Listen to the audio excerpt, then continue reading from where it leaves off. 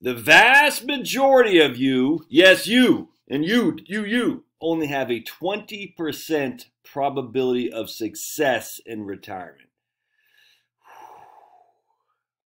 I hate to be the bearer of bad news. Oh, man.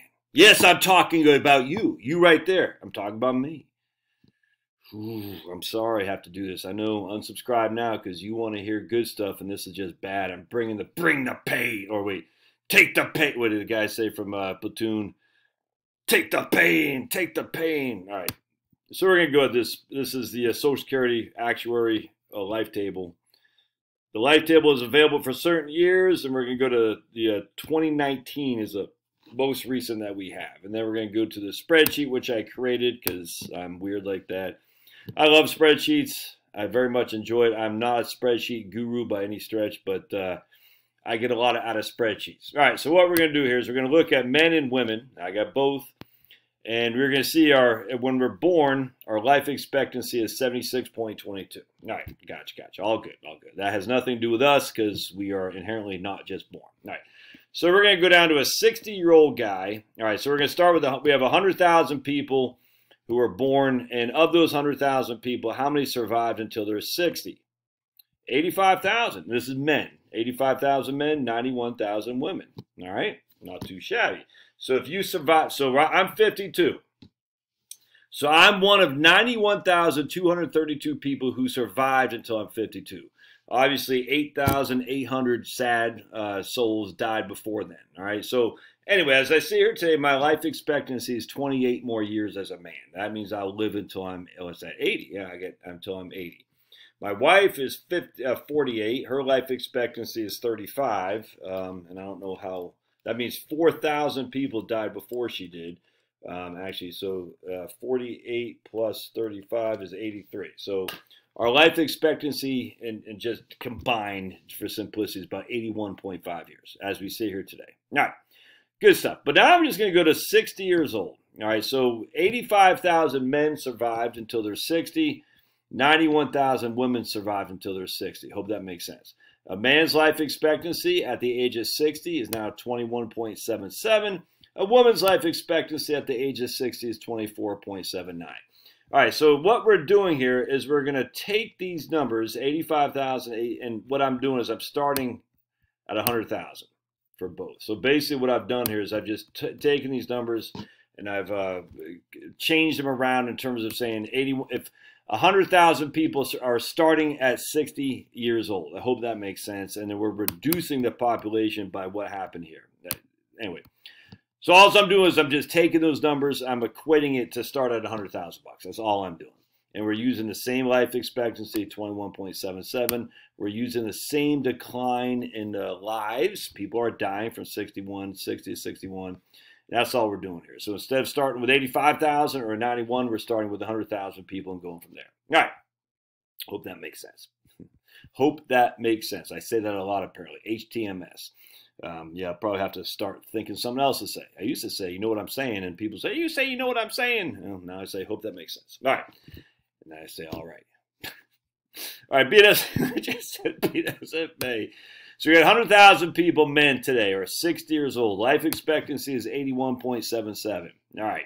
So 100% are going to live, obviously, in this year because we are 100% because they survived to this year.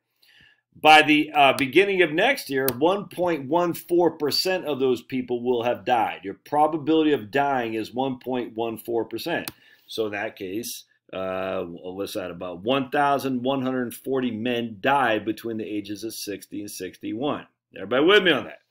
Which meant your probability of living was 98.86. Pretty good. We want a high probability of living and a low probability of dying. So between the ages of 60 and 61, most of us are going to survive that. Now, there are a few people, what's that, 1,140 who did not. What's that? What's your probability of living if you're 60 until you're 70? Well, in that case, 15,000 people died, which meant that we have a basically 15% probability of dying.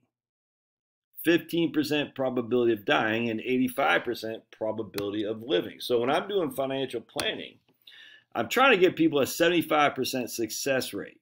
All right, now the default is living until you're 90. And that's what we're talking about. I'm trying to get people a 75% success rate. If I can get them at a 75% success rate, I'm pretty comfortable because of common sense. But anyway, a lot of people say, what about 100%? I said, if you're 100% success rate, that means you either died too early or you didn't spend enough. That's all. Or you saved too much, or you didn't retire, or you retired too late, whatever.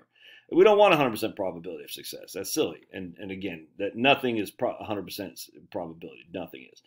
Anyway, the point being, I want you to put your retirement planning on your Monte Carlos the same way I'm kind of using here.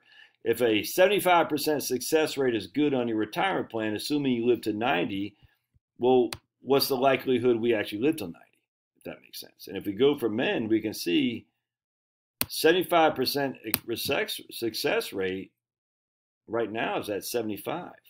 Let's color that. We'll color that a purple. There we go. 75%. So 25% of 60 years old will die at the age of 75. 75% will survive. If 75% success rate is what we're shooting for, that's only 75. Go down to 80. 40% of people who are 60 will die before they hit 80. 60% will survive till they hit 80. Then we go here. 50% of people who are 60, men who are 60 today, will die before they hit the age of 83.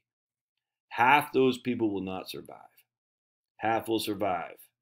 Then we go to 90, and we're going to show you only 77, basically 78% of the population of 60-year-old will survive until they're 90.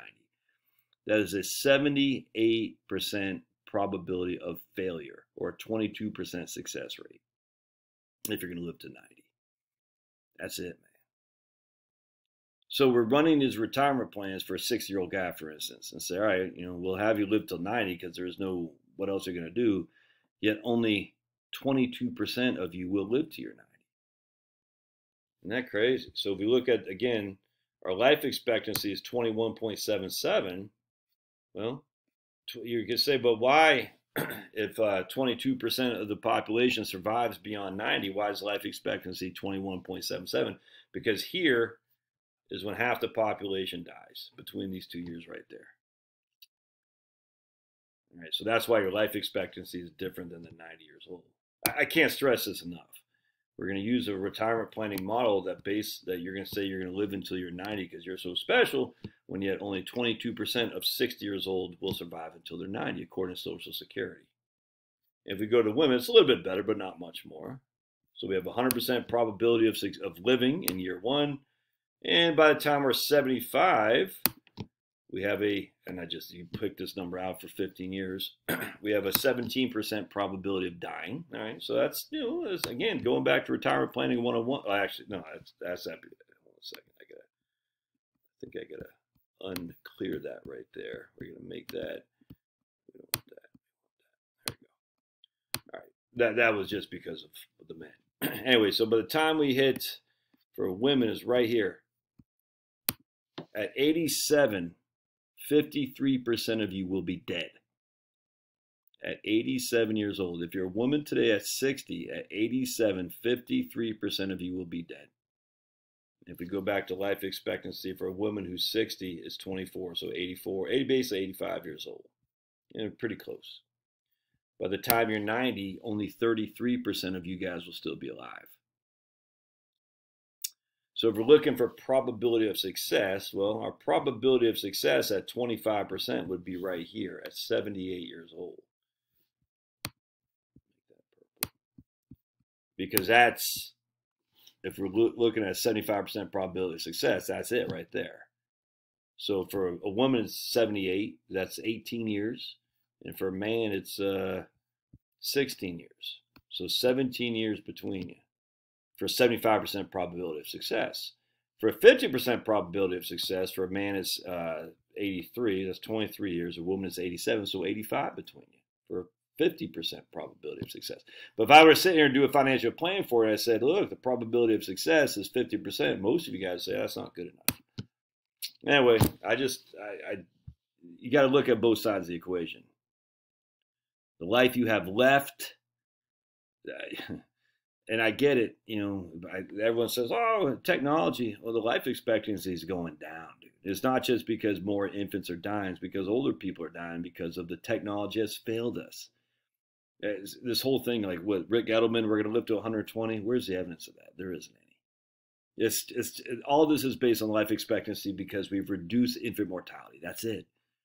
We haven't increased the life expectancy of older people very much over 100 years. Not to warrant people saying we're going to live to 100. It's just freaking silly. Anyway, put that in your peace pipe and smoke it because this is interesting, is it not? If you're assuming you're going to live to 90, where's that evidence? Where is it? All right, love to hear your thoughts. We'll see you.